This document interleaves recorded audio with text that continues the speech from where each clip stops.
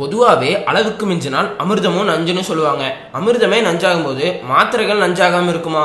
அந்த மாத்திரைகளையும் அதை எப்படிலாம் பயன்படுத்தலாங்கிற பற்றி தான் நம்ம பார்க்க போகிறோம். சில பேர் சூப்பர் மார்க்கெட்டில் வீட்டுக்கு சாமானம் வாங்குற மாதிரி மாத்திரைகளை டஜன் கணக்கில் வாங்குவாங்க. அப்படி வாங்குற மாத்திரைகளை வச்சு அவங்க வீட்டில் ஒரு சின்ன மெடிக்கல் ஷாப்பே ஓப்பன் பண்ணிடலாம். அந்த அளவுக்கு மாத்திரைகளை வாங்குவாங்க. அதில் சில பேர் எந்த நோய் வந்தாலும் அதுக்கு அவங்களே டேப்லெட்ஸும் எடுத்துப்பாங்க. இது சில டைம் நோயை குணப்படுத்தினாலும் பல டைம் காலதாங்க வாரி விடும். அதனால் மாத்திரைகளை யூஸ் பண்ணும்போதே சில முக்கியமான விஷயங்களை நம்ம ஃபாலோ பண்ணி தாங்க ஆகணும். அது என்ன விஷயம்னு பார்க்கலாம். ஒரு நோய் வந்துச்சுன்னா அதுக்கு ஏற்ற மாதிரி தான் நம்ம மருந்து எடுத்துக்கணும். ஓவர் டோஸ் எடுத்துக்கவே கூடாதுங்க. அது உயிருக்கே கூட ஆபத்தாகலாம்.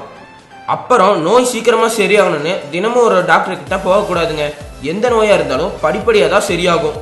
ஒரு நோய்க்கு நீங்கள் அலோபதி மருந்தை எடுத்துகிட்டு வந்தீங்கன்னா அதவே தான் கண்டினியூ பண்ணணும். அப்படி இல்லாமல் ஹோமியோபதி, சித்தா, ஆயுர்வேதான்னு மாறி மாறி மருந்தை எடுத்துக்கவே கூடாதுங்க.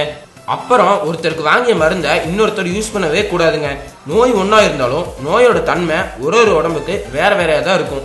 சர்க்கரை நோய், ரத்த அழுத்தம், தைராய்டு, மனநோயின்னு அதிக நாள் மாத்திரை எடுத்துகிட்டு வர்றவங்க அடிக்கடி டாக்டரை பார்த்து இந்த மாத்திரையவே கண்டினியூ பண்ணலாமா இல்லை வேற மாத்திரைகளை மாற்றிக்கலாமான்னு கேட்டு தெரிஞ்சு வச்சுக்கோங்க. அதனால சின்ன சின்ன நோயான காய்ச்சல், தலைவலி போன்றதுக்கு மாத்திரை மட்டும் எடுத்துக்காம இயற்கை மருத்துவத்தையும் எடுத்துக்கிட்டு உங்களோட கட்டாய தேவைக்கு மட்டும் டாக்டர்கிட்ட செக் பண்ணி மாத்திரையை எடுத்து வாழ்க்கையை சந்தோஷமாக கொண்டு போங்க. அடுத்த வீடியோ பார்க்குறதுக்கு முன்னாடி கீழே இருக்கிற சப்ஸ்கிரைப் பட்டனை கிளிக் பண்ணி எங்கள் தமிழ் கேர் சேனலை மறக்காமல் சப்ஸ்கிரைப் பண்ணுங்கள்.